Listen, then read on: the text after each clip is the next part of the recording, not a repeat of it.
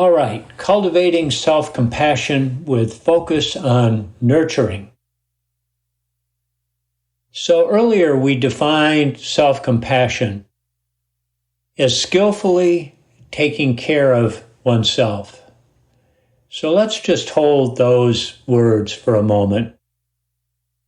Begin by focusing, doing a little reflecting on taking care of. Just think for a moment about what that means to you, taking care of.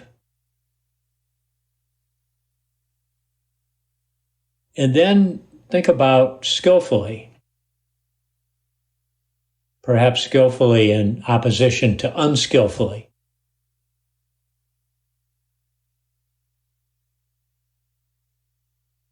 And then what comes up when we say self, oneself? How do we think about that?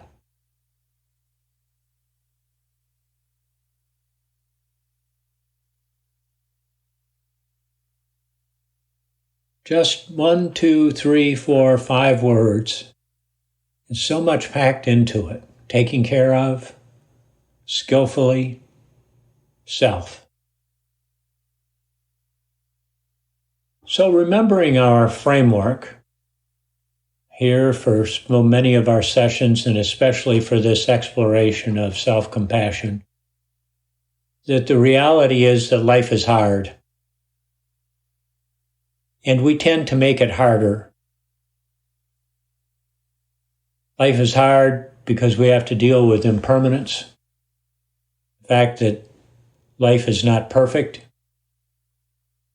And however much we're inclined to take it personal because we've built up this fabulous sense of self-identity, the universe doesn't give a damn. Life's not personal.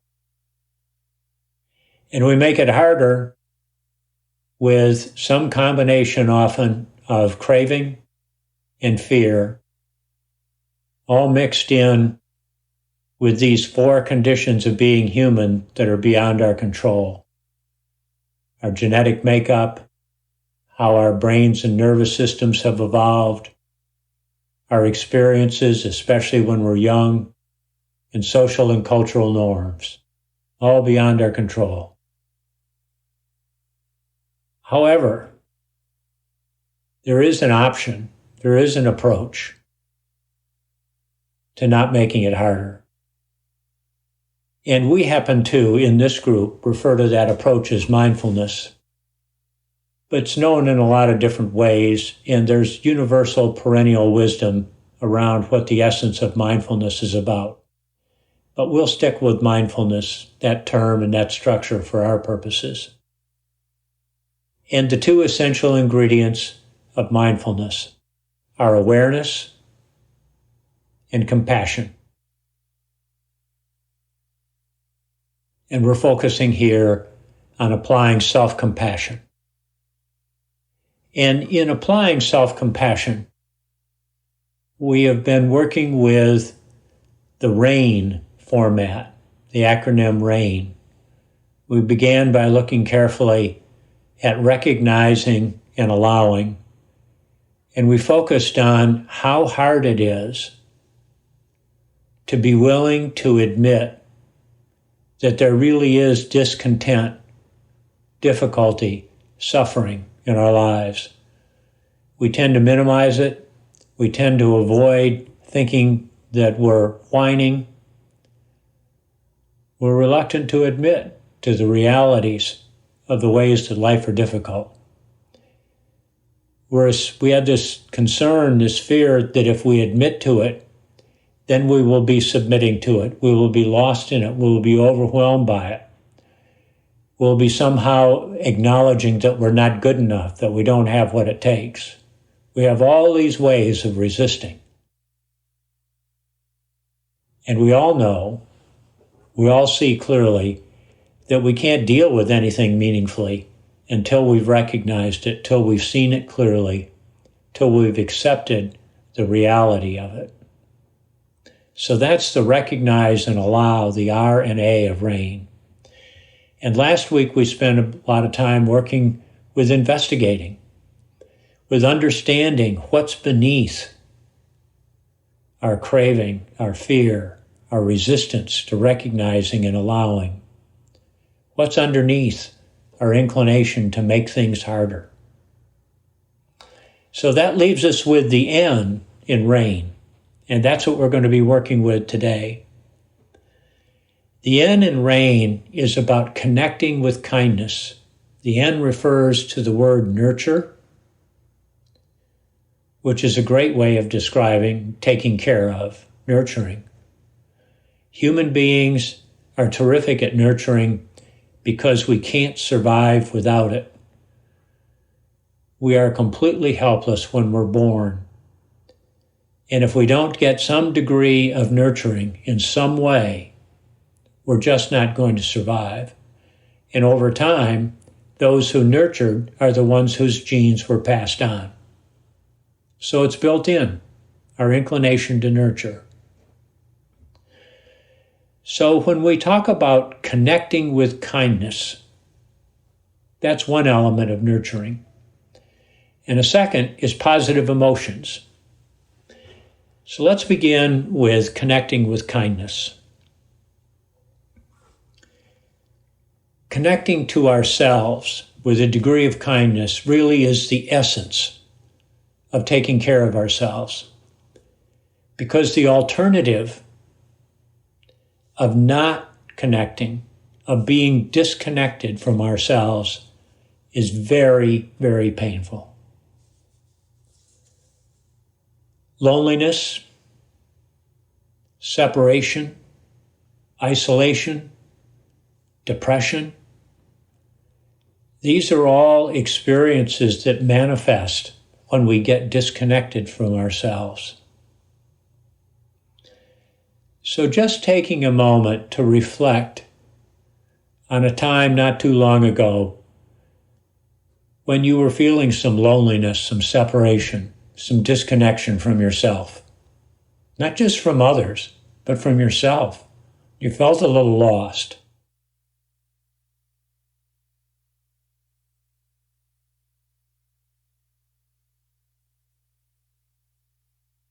Just recalling that experience, putting yourself back there.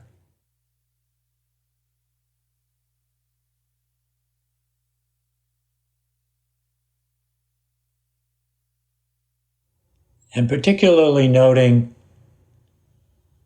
any physical sensations that accompany this experience of feeling disconnected.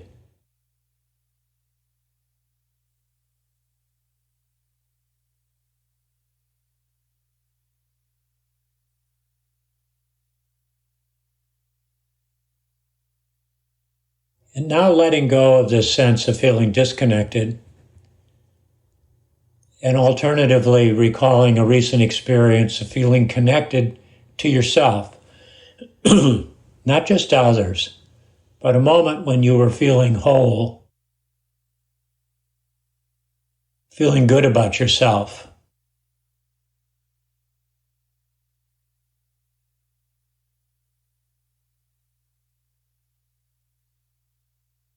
And noticing the physical sensation accompanying those feelings of wholeness, connectedness, internal kindness.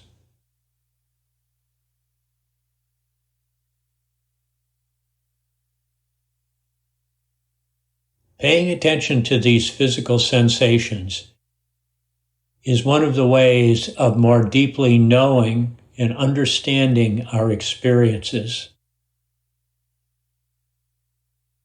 Putting ourselves in a place grounded in the reality of the moment as reflected in our bodies.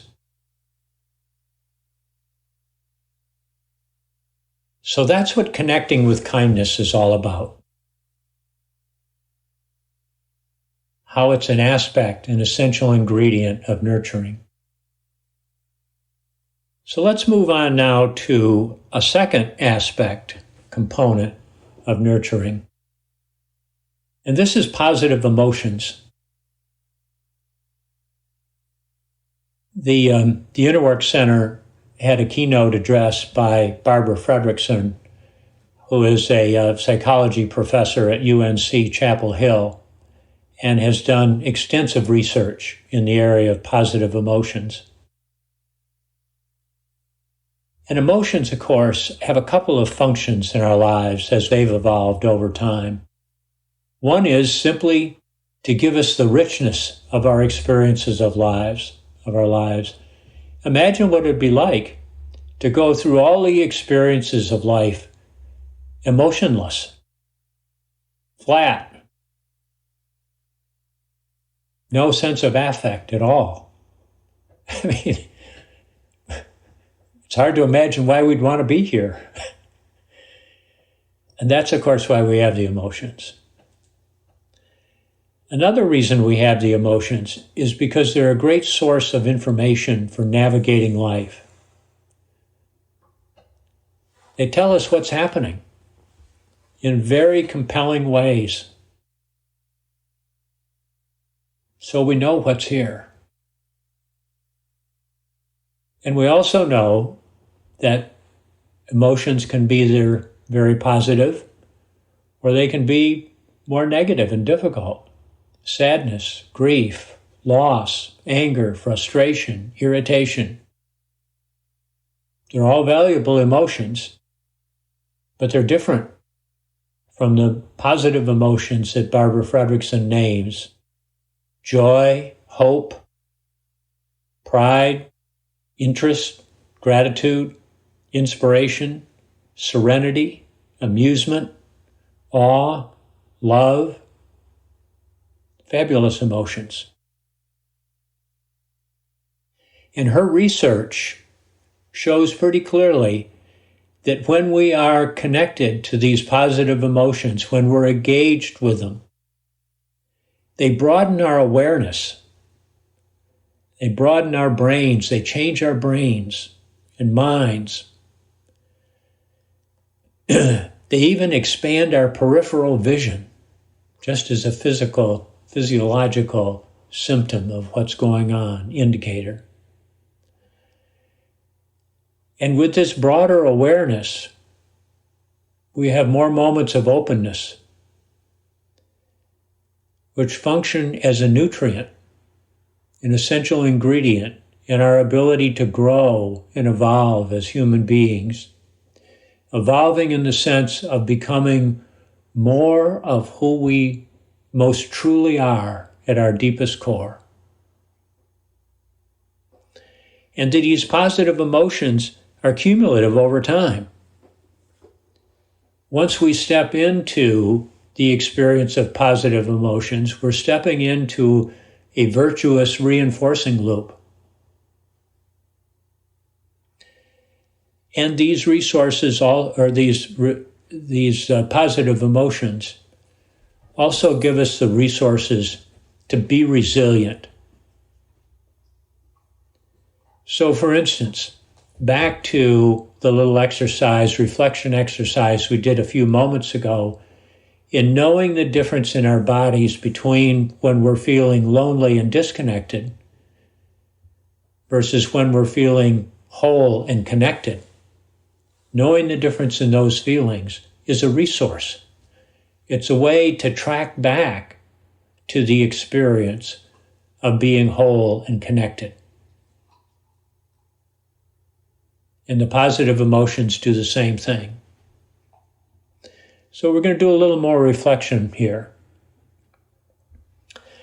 I'm going to reread this list of positive emotions from Fredrickson, and you choose one or two that are important to you, that really mean something to you. And they don't have to be, they're the ones that matter to you. They don't have to matter to anybody else. So choose one or two of them. Joy, hope, generosity, interest, gratitude, inspiration, serenity, amusement, awe, love.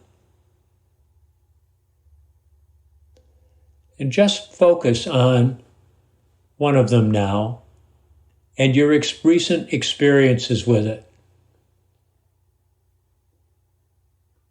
how it made you feel, what was happening.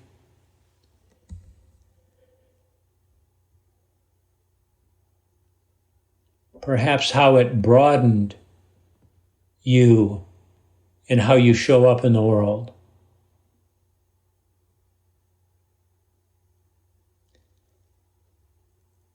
How it's helped you evolve over time. Become more of who you truly are.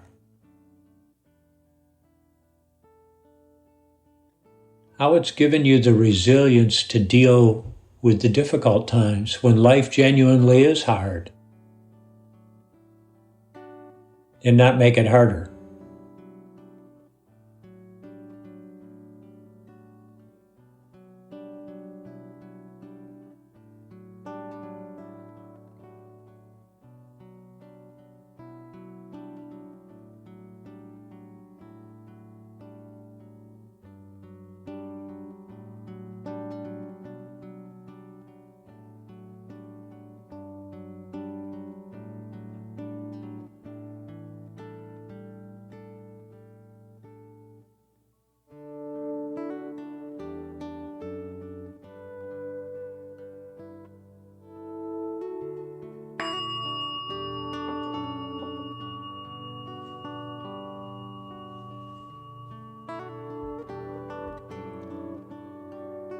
So here's the reflection question for this morning.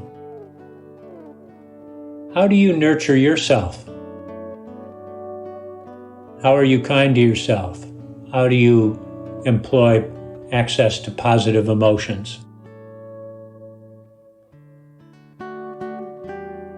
And what kind of a difference does it make in your life when you are in fact nurturing yourself, when you're skillfully taking care of yourself? So just taking another moment to reflect on that, and then we'll go into our groups.